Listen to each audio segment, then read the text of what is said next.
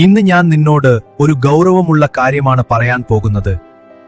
നിന്റെ ജീവിതത്തെ പതിയെ പതിയെ തകർക്കുന്ന ഒരു ബന്ധനത്തെക്കുറിച്ച്. എന്നെ ശ്രദ്ധിച്ച് കേൾക്കൂ. നീ ഇതിലേക്ക് വീണത് ഒരു ദിവസം കൊണ്ടല്ല, ഒരു ചെറിയ ശീലമായി തുടങ്ങിയതായിരുന്നു.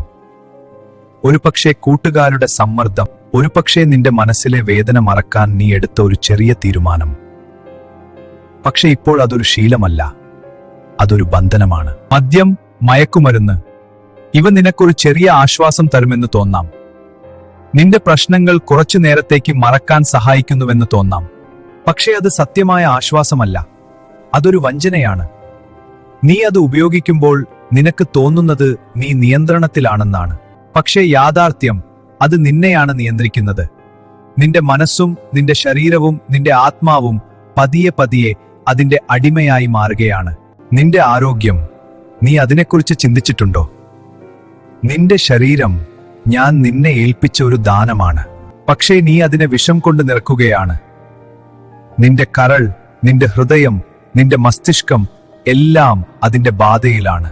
ഇന്ന് നീ കരുത്തുള്ളവനായി തോന്നാം, പക്ഷെ ഈ വഴിയിൽ നീ മുന്നോട്ട് പോയാൽ രോഗങ്ങൾ, ദൗർബല്യം, ഭയം ഇവ നിന്റെ ജീവിതത്തിന്റെ ഭാഗമാകും. നിന്റെ മാതാപിതാക്കളെക്കുറിച്ച് നീ എപ്പോഴെങ്കിലും ചിന്തിച്ചിട്ടുണ്ടോ? അവർ നിന്നെ വളർത്തിയതെന്തിനാണ്? നിന്നെ ഈ നിലയിൽ കാണാനാണോ?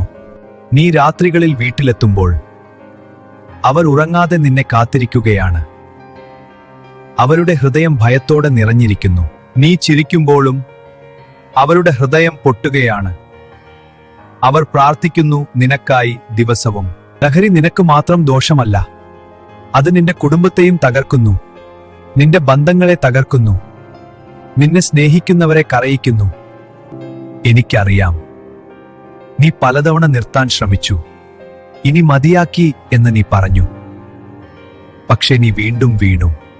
അതുകൊണ്ട് നിനക്കിപ്പോൾ തോന്നുന്നത് എനിക്കിതിൽ നിന്ന് പുറത്തു വരാൻ കഴിയില്ല എന്നാണോ? പക്ഷേ ഞാൻ നിന്നോട് പറയുന്നു, നിനക്ക് കഴിയും. നിന്റെ ശക്തിയാലല്ല, എന്റെ ശക്തിയാൽ. ഇന്ന് ഞാൻ നിന്നെ വിളിക്കുന്നു, ഈ ബന്ധനത്തിൽ നിന്ന് പുറത്തേക്ക് വരാണ്. വരൂ, ഒരു പുതിയ ജീവിതം ആരംഭിക്കാം. ആരോഗ്യത്തോടെ, സമാധാനത്തോടെ, സന്തോഷത്തോടെ.